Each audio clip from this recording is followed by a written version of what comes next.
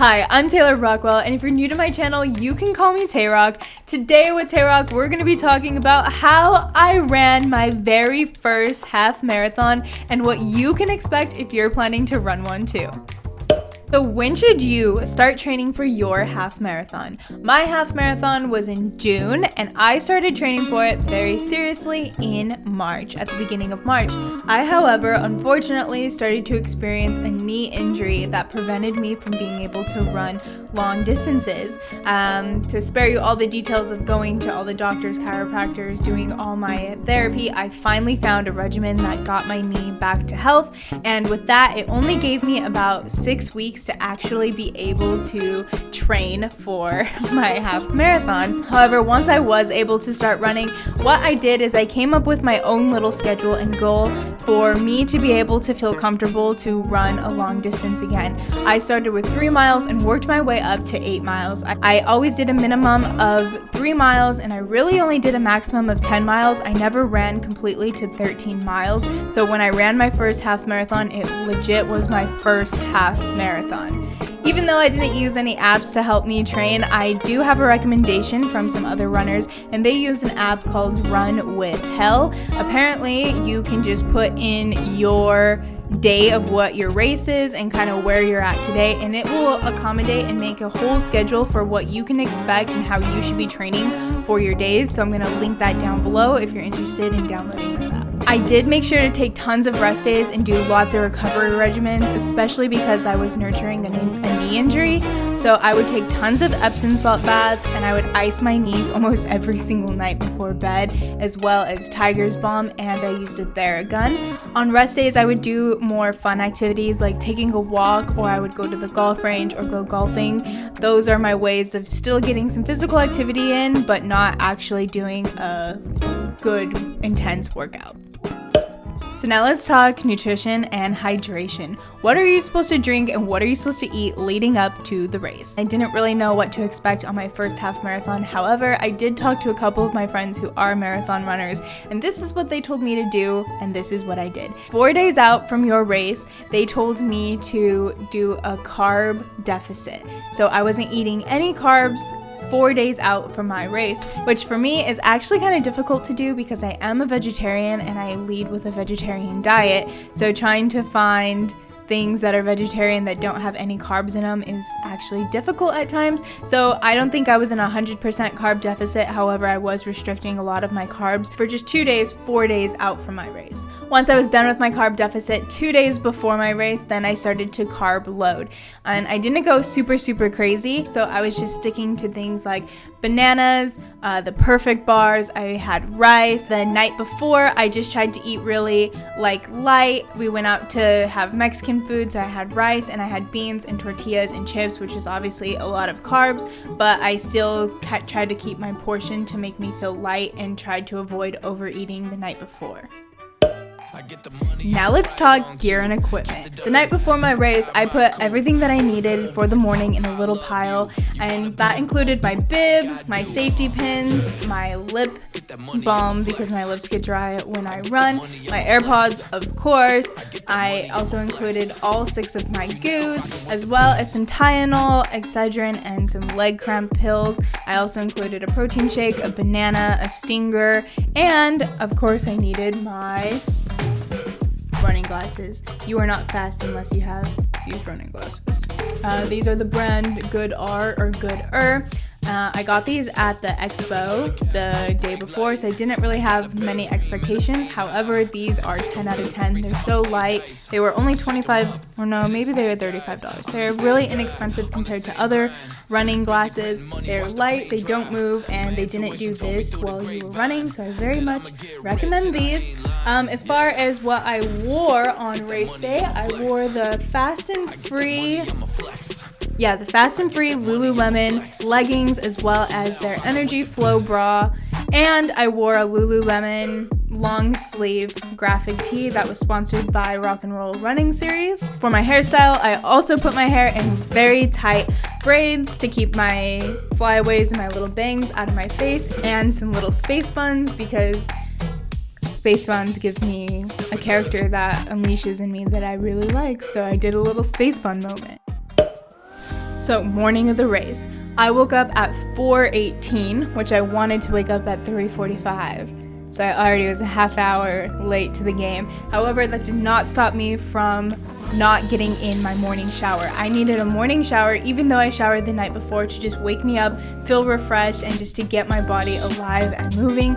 Obviously, 4:18 in the morning is very early and not the time I'm used to waking up, so I was trying to give myself as much time to fully wake up and find the energy I needed to be able to run my race. I had not only myself to get ready for the race, but I also had my husband and my mom, who were both competing in the race, so it was kind of all three of us running around, getting prepped and getting ready, but nonetheless, we were out the door and ready to go. For breakfast, I had planned to eat a stinger, a banana, and a protein shake. Now, I am somebody who fasts every single day, and I don't start eating until noon. So I took my first protein shake around 5 o'clock that morning, and I immediately just got stomach ache. I was getting like bubble guts and I was not feeling good, which then prompted me not to eat my stinger or my banana, which I really wanted to have something in my stomach to eat prior to the race, but the protein shake made me feel sick, and I think that just kind of made me realize that I shouldn't change something on race day that I didn't do before, which everybody knows you're not supposed to do anything new on race day, and I don't know why it hadn't occurred to me that I usually don't eat anything at 5 in the morning, but I wanted something in my stomach, which I ended up regretting. Make sure that whatever you're eating in the morning, your stomach is prepared for, or you're already used to it. Arriving at the race. So the San Diego Rock and Roll Half and Full Marathon is starting at Balboa Park and ending downtown. And there was over 18,000 participants, runners, who were gonna be in this race. So even though we had given ourselves enough time to leave our house and get to Balboa, we experienced a vast amount of traffic because 18,000 people and their friends and family were trying to get to the start line. So unfortunately, we hit a huge amount of traffic, which then prompted me to start to feel overwhelmed. I was having a little bit of anxiety and starting to feel nervous or putting myself in a state of frantic, like, oh gosh, am I gonna be able to start? Am I gonna be late? What's gonna happen? And it even became more stressful because as we were approaching the exit off the highway, runners were just getting out of their car and they were just running to the start line, which I can see on my GPS. We were still a whole mile and some change out from the start line. So then I started to feel conflicted, like, should I run to the start line? I'm like, it's only a mile, I can definitely run a mile, but then I'm taking a mile of my energy off of my legs, and that's, not going to contribute to my half marathon. So I started to have these dilemmas, and overall it made me feel underprepared. So my advice for you is to try to get to your race extra early, so that way you can avoid all of the stress and anxiety that you might experience if you were to be late and hit traffic to your race. So once I actually got to the race, I immediately knew that I was having anxiety and kind of was in a frantic state. So I decided to meditate once I got to the race, and I just needed a minute to just put myself in a new state of excitement and preparation and feeling cool, calm, collected, and ready to run. So I did a little of my own meditation, and I started stretching and just, doing poses that made me feel good. I was doing champion and just making myself feel big and not anxious and small again. Once I finished my meditation, I just started some stretching, and my mom unfortunately had to go to the bathroom before the race, which made us have to be in the porta potty line for at least 30 minutes. So we were having all this anxiety, and then we finally were able to get to the starting line, and then we were standing in line for 30 minutes just to be able to use the bathroom. So just make sure that you're prepared, and when you get there, get yourself in the right headspace, the right mindset to be able to be excited for your big day. So I'm finally at the front of the line, and it's my turn to take off. We hear the countdown, 5, 4, 3, 2, 1. The gun goes off, and it's time to start your journey. Miles 1 through 3 was super fun and super easy because you're on such a high, because there's so many people around cheering, there's so many people around you that are going, and my husband my mom and we all started off together. However, very quickly, my mom fell behind and Jack left without me. So my mom was behind me and Jack was in front of me, and I was just by myself within mile 1. But nonetheless, there was so much going on around me that I feel like I didn't even notice miles 1 through 3. It just happened within a blink of an eye. Now going to miles 4 through 6, we are approaching mile 4 is when I started to remember, like, oh, okay, you need to prep yourself and start pacing for 13 miles. And I started to really start taking my goos very serious. The goos say to take in a goo every 30 to 40 minutes. So that's what I was trying to do, is about every 2 miles I was taking a goo. And by mile 6, I had met a friend, and he was saying that he was, well, we weren't friends, we became friends on the course, but he was saying that he was running the marathon and he was having a really hard time and he felt underprepared. And I had asked him if he wanted a goo and he said yes. So I ended up giving him one of my goos to kind of help him out on his journey, which then I was very excited for, like, here you go. But then it made me anxious, just being like, oh gosh, I hope I don't need that goo on the end of my race. So nonetheless, miles 4 through 6 and even 7, 8, I was just making sure that I was really tuning into my body and seeing when I needed those goos, as well as making sure I'm stopping at every water station to be able to hydrate, because the goos need water in order to work effectively. So I was hydrating every 2 miles and eating a new goo. Nonetheless, the community really gets involved for the San Diego Rock and Roll series, and it's just a blast. There's people playing the guitar, playing the drums, all the neighbors come out. They were setting up like little water things for you to run through, and it was so much fun. I really feel like I was having so much fun I couldn't even feel any pain until around mile 10 and 11 is when I started to feel a little strain on the body. And I think it's because once you're entering mile 10 and 11, you're leaving the community and you're going just downtown. So you're kind of on this isolated road and you can just see downtown. And I think that's when I started to be like, oh, all the fun and excitement of the crowd started to make me realize, like, oh, I'm just running. And so that was the first time where I was like, okay, you need to start locking in. And my mental challenge was like, you need to just get to the finish line and finish strong. And, my brain started to be like, hey, we're a little tired. You want to slow down? And I was like, no, you're almost done. You want to kick up. Mile 11 is when I finally caught up to Jack, and eventually that is the mile that I had passed him. So we initially were running together for a little while, but then I had continued forward and he had slowed down. Moving on to the last few miles, the mile 11 to 12 was very challenging because it was mostly uphill, and I hadn't exactly trained a lot of hills, so that was something that sucked, especially right at the end of the race. So that might have been the most challenging mile. But moving past that mile, then it was just, once I got to mile 12, I was like, I'm done. It's just straight home from here. And that is how I took it. Once I got to mile 12, I basically just kicked into gear and I was just sprinting and running as fast as I can. Now, when I say sprinting, I mean I was running a 10-minute mile. However, in my head, it felt very fast, and I was just giving every single last juice that I had in that last mile, just pushing it. Finally, once I was done pushing it, I could see the finish line right ahead of me, and that was the most beautiful time ever. I was just chucking it for the finish line, and as soon as I passed that finish line, I wasn't expecting to cry, but so much happiness came to me at that moment that I just was overjoyed, overexcited, and a little bit of tears did come out, but nonetheless, I just felt so proud of myself.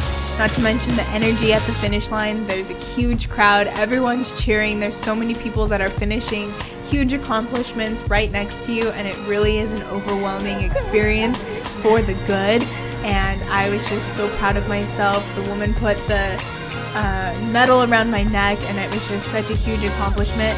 And nonetheless, I just turned around and I was just waiting for Jack and my mom to finish right behind me. Jack finished about 2 minutes right behind me, and my mom finished about 20 minutes right behind me. So nonetheless, we were all really close to each other, and it was just such an honor to be able to do the accomplishment, not only for myself, but with my husband and my mom by my side as well. What's crazy is once I finished the race, I didn't actually realize how much pain I was experiencing until I had stopped.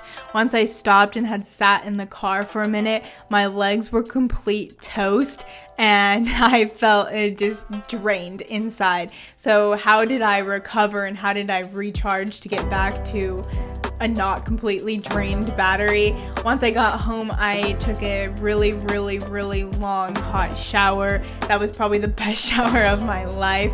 That night I took tons of Epsom salt baths for like 30 to 40 minutes, and I even tried to use my Theragun, but my legs were just too sore to be able to do that, so I just chose to ice and use Tiger's Balm instead. And I even took some Tylenol to kind of help with any inflammation that was happening within my body. So I would definitely recommend having those things on hand for your post-race recovery. To wrap this video up, the key takeaways you should know going into your race. Number 1, get there early. Obviously, I did not account for being a little bit late, having stress and anxiety of getting there late, and then having to meditate and get myself back into a state of excitement. Although I'm very happy that I have those tools in my toolbox to be able to change my state frequently, I would not recommend doing that at all. I would just recommend getting there on time, being prepared, being ready, and just feeling the excitement all at once. The number 2 thing that I wish I knew before is having a routine warm-up.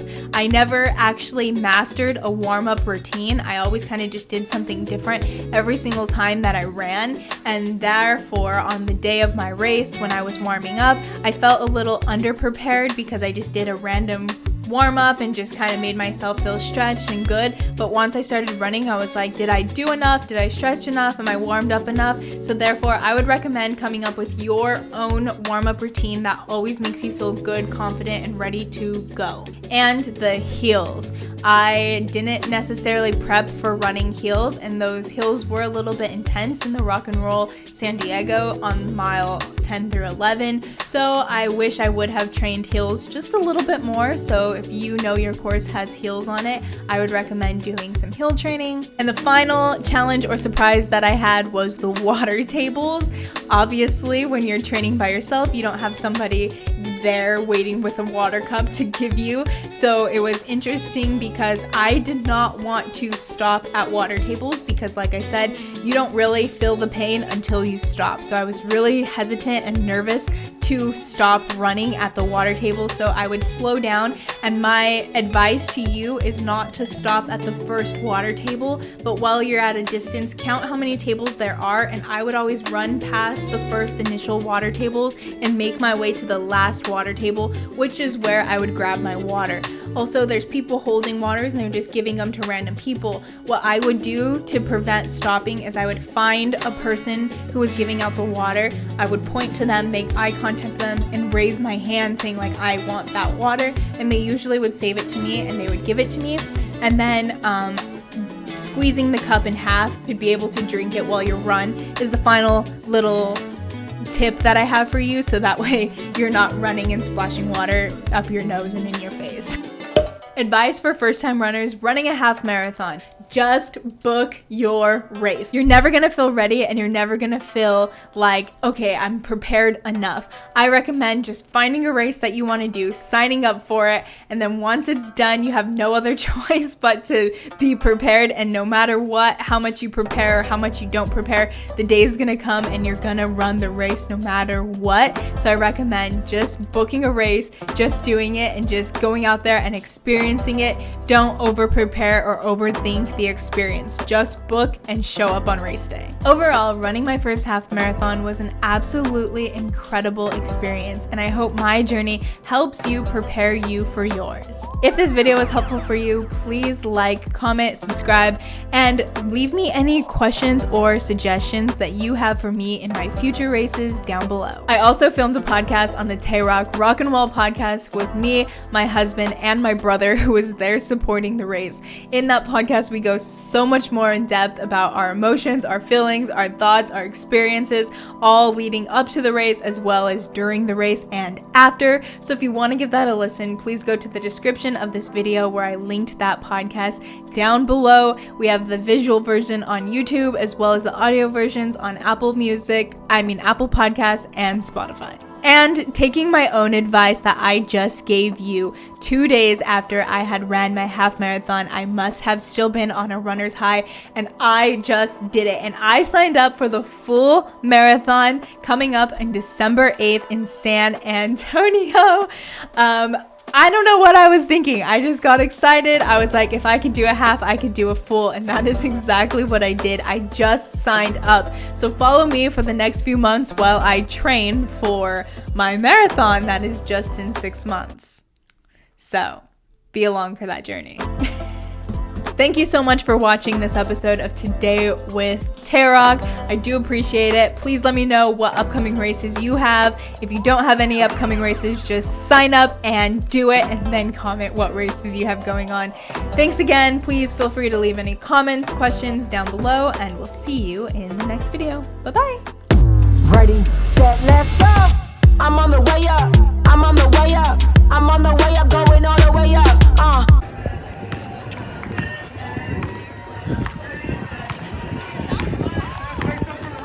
I'm on the way up. I'm on the way up.